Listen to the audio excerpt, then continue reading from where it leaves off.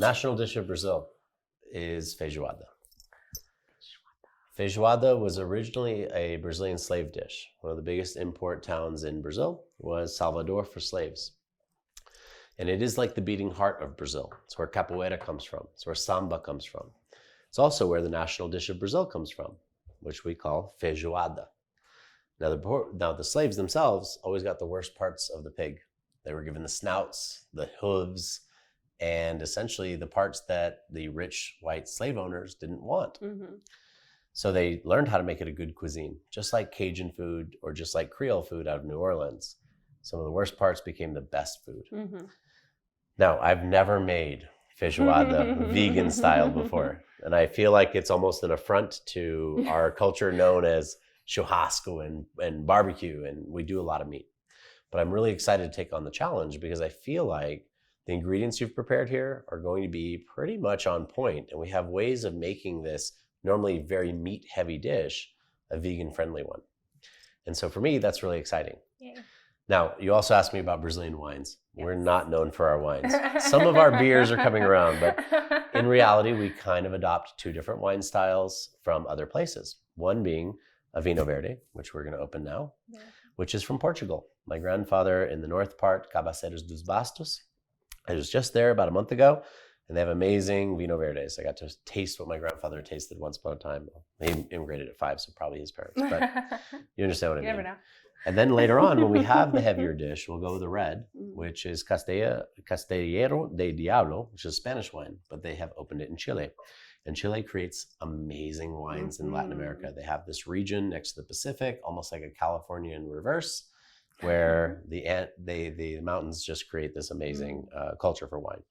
So we'll definitely open up a little bit of Vinho Verde just to get us going while we cook. Amazing. And pour it from the neck. Absolutely. Gracias. De nada. In Portuguese, we actually say the word obrigada. If you're a woman, obrigado if you're a man. And it literally means, do you remember like the old Western days when a cowboy would tip his hat and say much obliged? Ooh, okay, it's literally the word obliged. So I'm obligated to you is what you're saying. Ah, love that. Muito obrigado. Very much thank you. Saúde. Saúde. To our health. To our health. Love that. Yum. What did I tell you? Delicious. Light. That's easy. Really delicious. Yeah. Absolutely. It's like the grape newest. Juice, but it has alcohol in it. Absolutely. It's the newest grapes. That's why they call it green wine. Vinho Verde. It's just fresh and crisp without any of the oaky, like sort of Chardonnay flavor, right? Right. There's no dry. It's just nothing but sweet, nice aperitif. Right. Absolutely. Fire. Cheers. So I think we should cut up the sausages first and the bacon. Okay. And we should get those into a nice saute. Okay. We can do that in the same Ninja iFoodie cooker that I use. So we're going to put it on a medium high temperature, probably to just get a nice saute on it. You just hit start. Okay. That's going to start warming up. So whatever oils you choose. We want to do 2 of these links, I think, and then 2 of these. Oh. So we just do all of them? Yes, 100%. This is when you want a sausage fest, okay? Wow. So typically I would just cut straight down, just a nice light score like that. 1 and 2. And then you can come in. Ooh, see? We are going to just keep it whole. Don't cut it in half.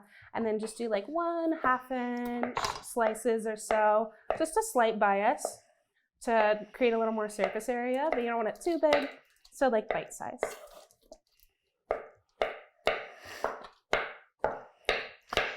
Look at that. And you know what? Voila. This kind of still goes with the Brazilian principle of like starch on starch. You know what I mean? Because this is a seitan based, which is wheat based. So at least you're doing the, starch on starch, even though there's sans meat. What you're kind of calling out is farofa, which is actually made from like yuca root, right? And we put farofa, a little bit of like ground up yuca dry on top of feijoada. And it's like the finishing garnish along with orange. Yeah, I can find it. Oh, you can't. I have some though. Do you? Of course. The one thing I couldn't find. Because you have to go to Brazil to get it. And this is just a little bit of dried yuca root. Dried yuca root. And you just put it right on top. Like I said, super dried yuca root. Beautiful. And this is farofa. And we put farofa on top of almost everything, but especially feijoada. Okay, so we're gonna do a little bit of canola, a little bit of olive oil. Interesting About mix. 75-25%. 25 olive. So that way the smoking point is higher than just olive oil, but So we did medium-high flavor. heat, so you're trying to balance that out. Got it? You Okay. get it. And then I'm going to do the bacon while you do that. Because perfect. the bacon is just as important as the rest. Exactly. Normally you're doing real bacon. Normally you're doing real ham. If you're not doing like pork snouts and actual pork feet, right? So there's the way they do it in Bahia, where the black people still cook this so traditionally, authentically. And I know you don't like meat, but I got to tell you, I never thought I would like pork snout until I went to Bahia. Yes, ma'am. I wish smell-o-vision was real. What was I gonna do? Oh, onions. Should I do the whole onion? We're gonna do a whole onion for this part. Cut off the bits. Right in half. We're gonna dice. So you want to keep the root end on. Peel back just that first layer. First layer is always a little bitter. You get underneath and she's a lot sweeter. It's like me. Oh, vino verde. ¿Quieres más? Si quer mais? Yeah, it's right there. So one thing that's interesting is you brought black pepper.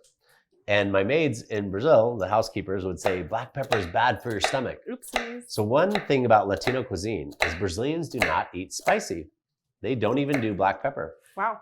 So as much as you can add it in the American infusion version that we're talking about, the real Brazilian cuisine does not use black pepper. I won't add it. I love that you brought gross salt though, because we use fat salt on all of our barbecue and everything else. That is very Italian. Yeah, it's very garlic. That is Italian. It's extremely salt, garlic and salt based Absolutely. cuisine. Absolutely. My mom was always like heart in the kitchen.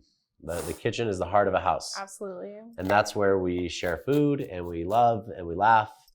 And so, yeah, it's just a different kind of sense of the same thing in Latino culture, but we don't do spicy. That's the only difference. Okay. So I had to put your cayenne pepper away for a reason. I know it's touching. I like it spicy. You see me, I'm spicy. No. All right, we're going in the pot, baby. Let's get it. Oh yeah. Now you're Now cooking. we're cooking. And now the garlic. Yes. Yes. So I brought some black garlic because it is very smoky, savory, and it gives that umami that really. And if you're doing this with meat, you just use normal garlic, okay? But I like what you're doing here.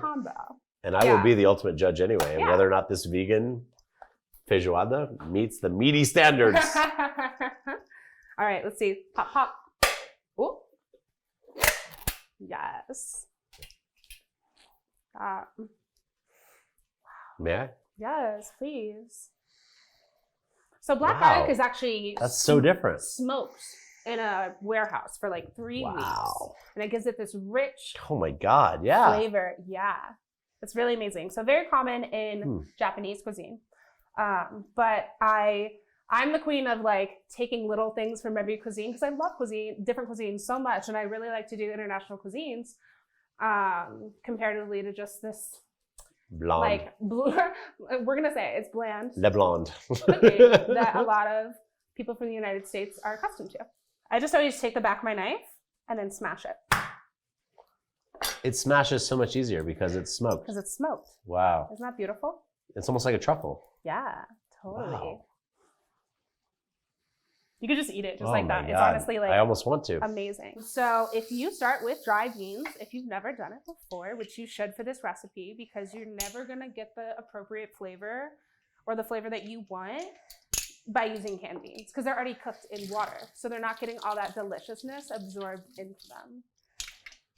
So these have been waterlogged. So they're soaking overnight and they become logged with water. And then you have to throw away your soaking water, and then we'll use fresh water to actually cook the beans. Beautiful. So far I pressed down the tofu.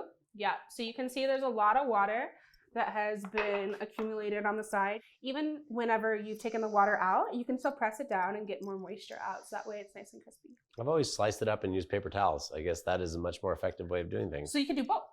And then that way, it's dry as possible. It's dry as possible, and it also has as much moisture out of it as possible. Okay. like you would make a gumbo. It's just going to be sauteed enough. You've got those black edges around the meat. You can smell it coming off, but we're not burning the garlic. We're not burning the onions. We're just keeping them soft enough, like a good saute. Well, anyway, right in? Yeah. Good. Yes. So this is going to go back in. It's still our base. Right. But I'm using one cook pot here with the Ninja, whatever it is, 9-in-1.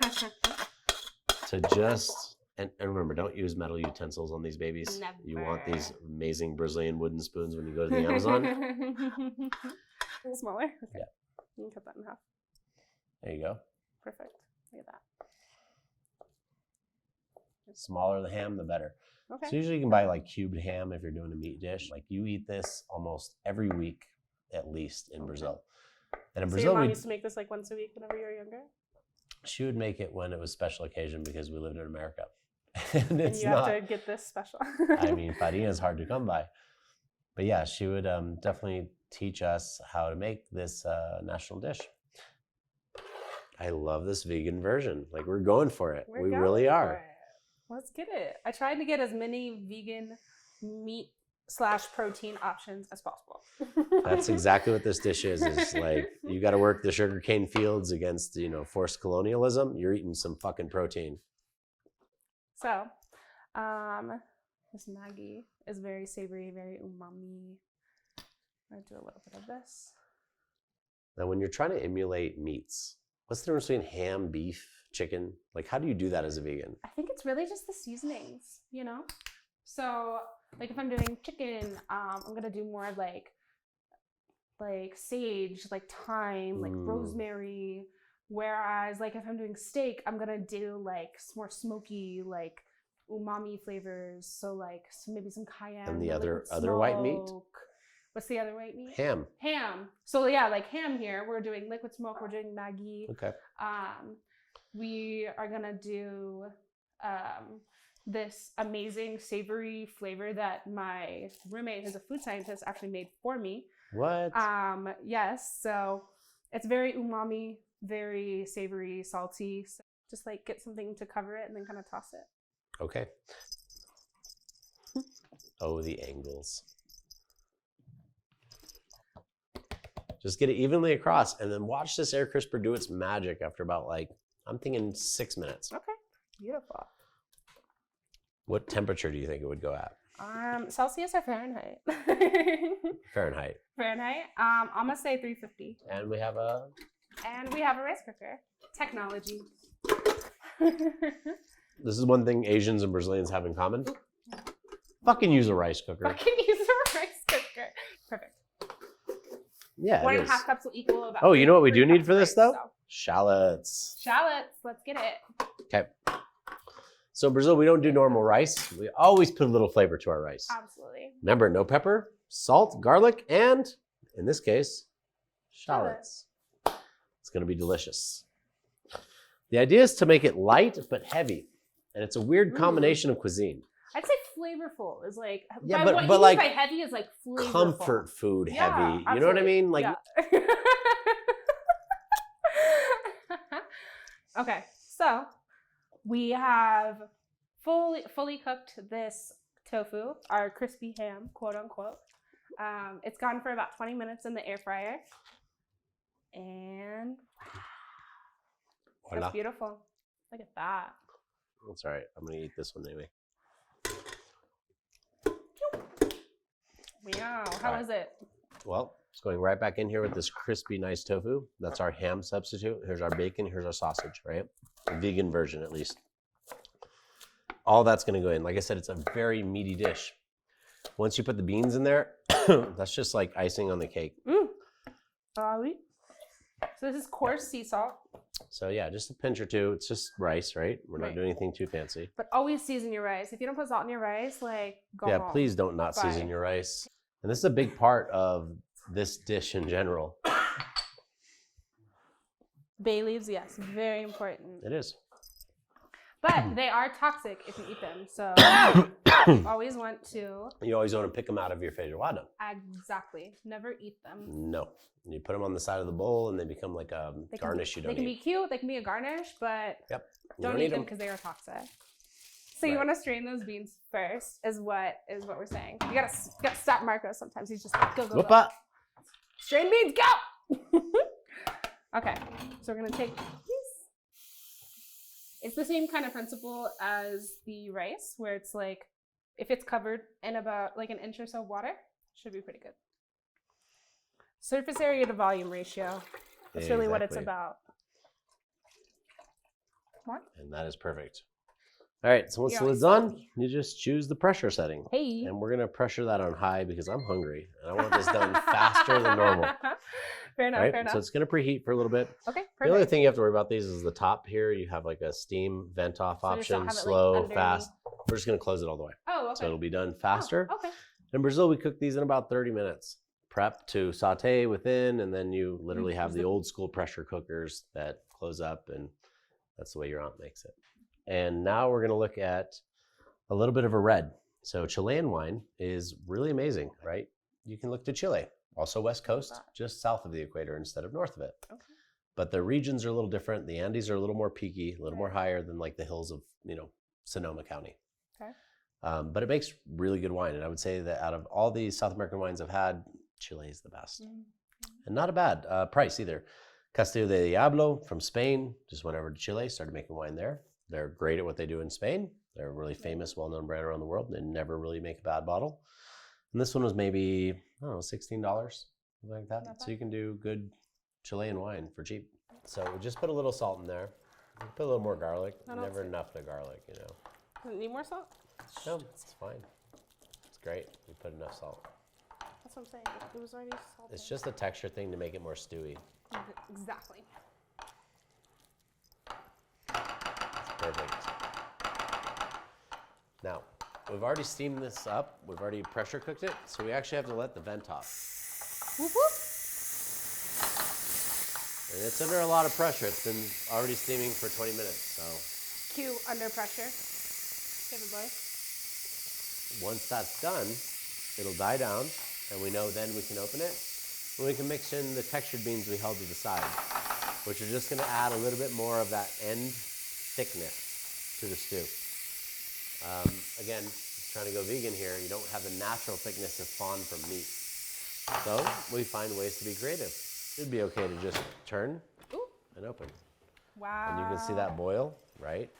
That is just literally sizzling, boiling. Pressure cooker made those beans right in about 20 minutes. Yep. So go ahead and mix in the thickness. Beautiful. And we will ladle this because it's become a stew. And that's what the rice is for, to absorb the liquid, the moisture, and to make it the Brazilian dish. Beautiful. We are literally almost there. Yay, almost there. And good thing, because we're hungry. How's that texture feel as you mix it? I feel like it feels a little loose. Okay. What do you think? I think you're actually on point. We put enough water in there. It did steam off. This is kind of how you want it because, again, we use a ladle. Okay. And you want that moisture to soak up with the rice. Okay. So it becomes like a stew, but like red beans and rice. Yay. So rice is done. Take a quick look at this. Oh, no. This is what we both loved about the rice was the color. After we put those shallots in, it almost got that like peachy purple kind of color to it. Peachy keen, baby. 100%. See that garlic in there? It's just beautiful. use this wooden spoon for this. Beautiful. You can still got so much more moisture to it. Oh, yeah, baby. You just lay that out. How Brazilian. It's like double rice. Yeah, and you know it's already perfectly seasoned. You can see the garlic in there. You can smell it. Oh, my God, it's goodness. amazing.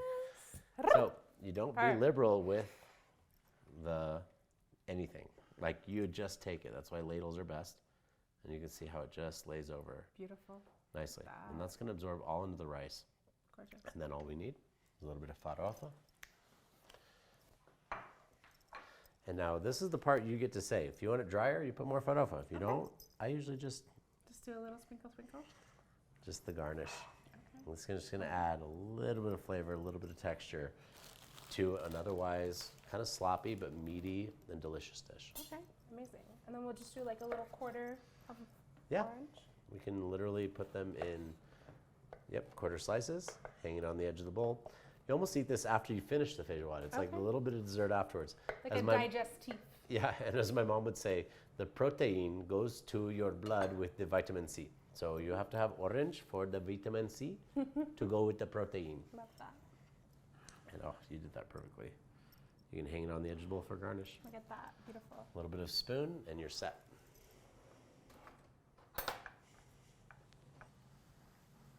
Look at that steam though. Wow.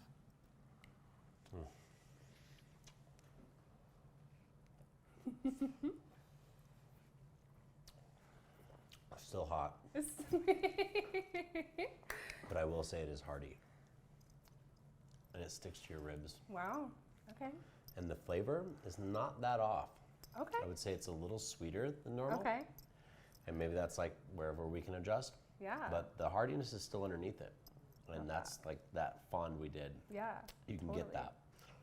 It's really good. Okay. Love it. It's really good. So maybe some more smoky flavors next I'm time. going back for more. Hey, that's a good sign. Does it stick to your ribs? You So can as far as the intention behind the dish is there. I would say so. Yeah. That makes I think that the flavors are never going to be like meat. Right. I'm a meat eater, so you know my judgments. But like for a vegan dish that's otherwise worthy, you're not wrong. Okay. Get a little mix of everything. Get Careful, a it's little bit hot. of sausage. She's got kitchen hands. You see that steam?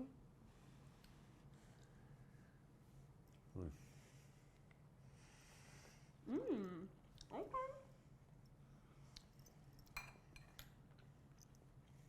So if you're going to do Brazilian food, do it right. National dish of Brazil, feijoada, even vegan style is amazing and delicious. Can't go wrong with what's good Absolutely. and what's right. And you know what? I think as long as all the love and intention is there, that it's going to be an amazing dish regardless. That's really what it's about. Remember, the kitchen is the heart of a home. Absolutely. That's what your mom always used to say, right? Absolutely, she'll keep saying that. Love it. Absolutely. So thank you so much. Again, we appreciate you cooking this dish with me.